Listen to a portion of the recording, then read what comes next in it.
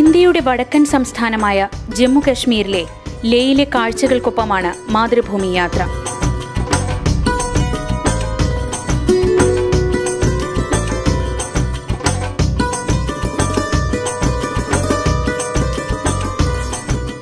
അതിമനോഹരമായ ബുദ്ധവിഹാരങ്ങളിലൊന്നായ ചോങ്ഹാങ് ഗോംപയും യുദ്ധസ്മാരകമായ whole of ഫെയിമും മലമുകളിലെ ശാന്തി സ്തൂപവും കാഴ്ചകളുടെ തുടക്കം മാത്രമായിരുന്നു.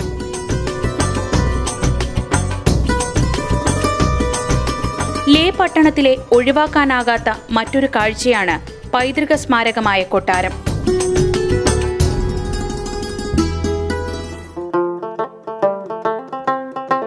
ചെളിയും കല്ലുകളും ഉപയോഗിച്ച് നിർമ്മിച്ചതും പാതിയിലേറെയും നശിച്ചു പോവുകയും ചെയ്ത പഴയകാല മന്ദിരങ്ങളുടെ ഇടയിലൂടെയും ഇടനാഴികളിലൂടെയും വേണം കൊട്ടാരം കാണാൻ പോകാൻ.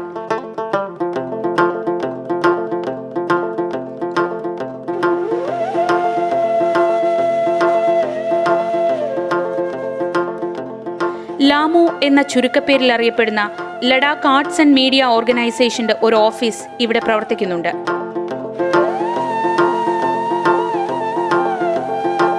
Ladakh Arts and Media Organization, our building comprises of two houses actually.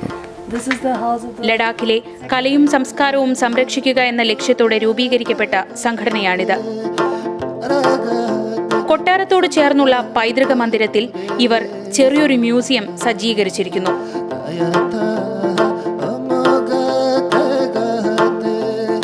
പഴയകാല നിർമ്മിതിയുമായി വളരെയേറെ ചേർന്ന് നിൽക്കും വിധത്തിലാണ് ഓഫീസിന്റെയും മറ്റും നിർമ്മാണം.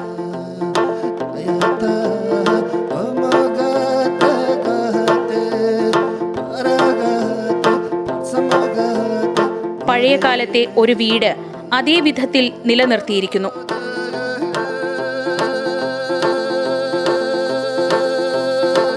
കല്ലും മണ്ണും ചെളിയും മറ്റും ഉപയോഗിച്ചാണ് പഴയകാലത്ത് ഇവിടെ വീടുകൾ നിർമ്മിച്ചിരുന്നത്. അതിന്റെ പുനരാവിഷ്കാരമാണ് ഇത്.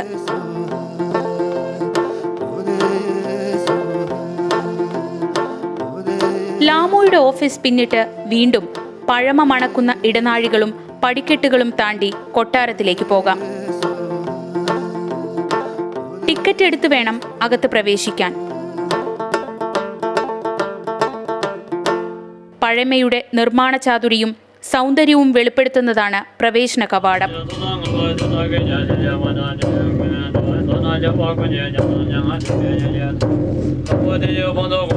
വെളിച്ചം കുറഞ്ഞ ഇടനാഴികളിലൂടെ മുകളിലേക്ക് പടികൾ കയറാം.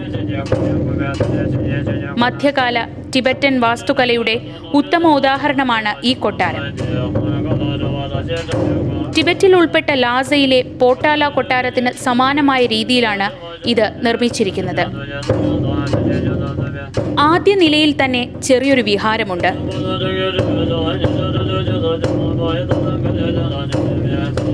ധ്യാനബുദ്ധനാണ് ഇവിടുത്തെ പ്രധാന പ്രതിഷ്ഠ.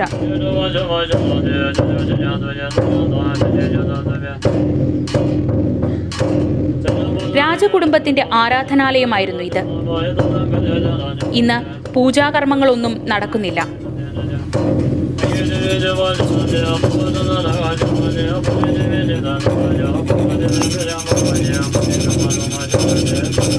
അമൂല്യമായ ചില രേഖകളും മറ്റും സംരക്ഷിക്കാനാണ് ഇവിടം ഇപ്പോൾ പ്രധാനമായും ഉപയോഗിക്കുന്നത്.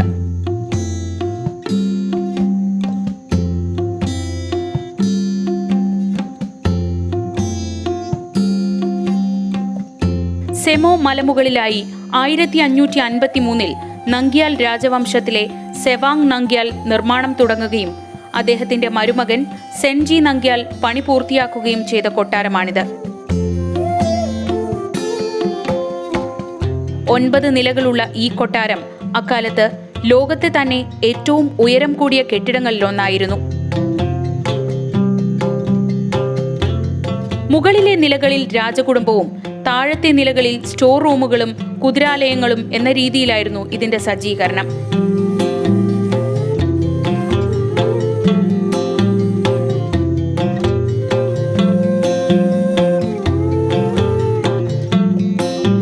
അഞ്ചാമത്തെ നില ഒരു ഗ്യാലറിയാക്കി മാറ്റിയിരിക്കുന്നു.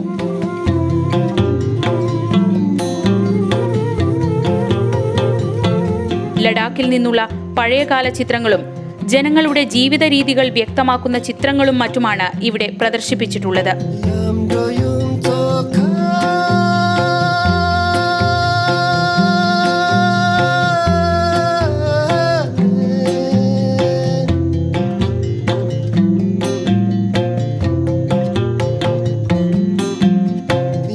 നാശത്തിന്റെ വക്കിലായ കൊട്ടാരം ഇപ്പോൾ സംരക്ഷിക്കുന്നത് ആർക്കിയോളജിക്കൽ സർവേ ഓഫ് ഇന്ത്യയാണ്.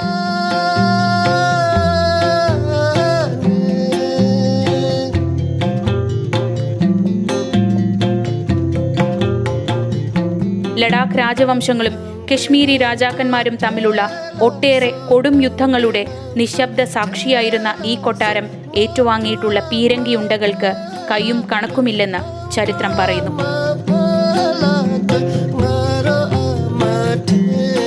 ദോഗ്ര സൈന്യം 19-ാം നൂറ്റാണ്ടിൽ നടത്തിയ ആക്രമണത്തെ തുടർന്ന് ലഡാക്ക് രാജാവിന് കൊട്ടാരം നഷ്ടമാവുകയും രാജകുടുംബം ഇവിടെ നിന്ന് സ്റ്റോക്ക് കൊട്ടാരത്തിലേക്ക് താമസം മാറുകയും ചെയ്തു.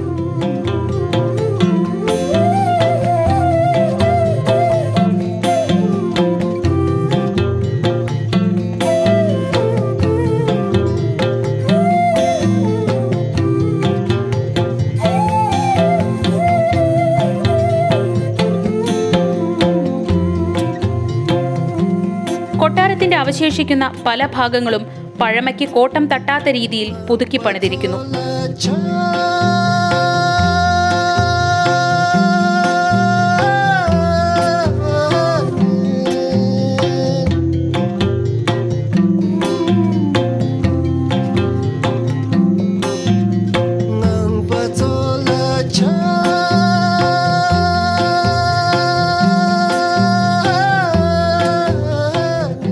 ഇത് ശിലാലിഖിതങ്ങളാണെന്ന് തെറ്റിദ്ധരിക്കരുത്.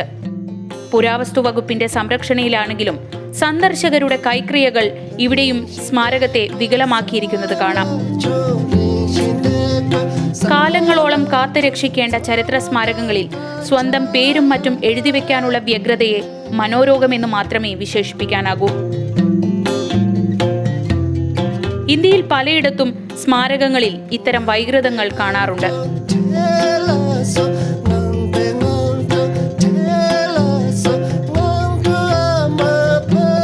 കൊട്ടാരത്തിന്റെ 7ാമത്തെ നിലയിലായിരുന്നു രാജാക്കന്മാരുടെ താമസ സ്ഥലം.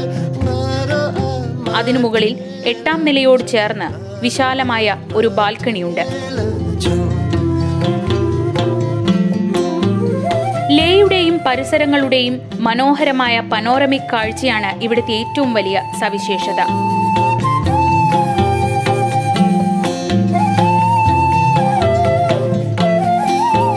തെക്ക് ഭാഗത്തായി സ്റ്റോക്ക് കാംഗ്രി, സൻസ്കാർ മലനിരകളും പച്ചപുതച്ച ഇൻഡസ് താഴ്വരയും കാണാനാകും.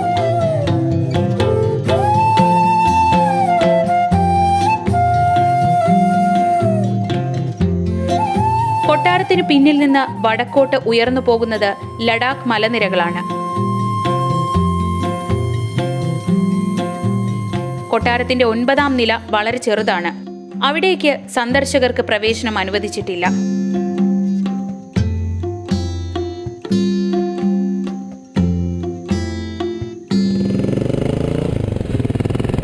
ലേയിൽ നിന്ന് അല്പം അകലെയുള്ള ഗ്രാമമാണ് ചുഷോട്ട്.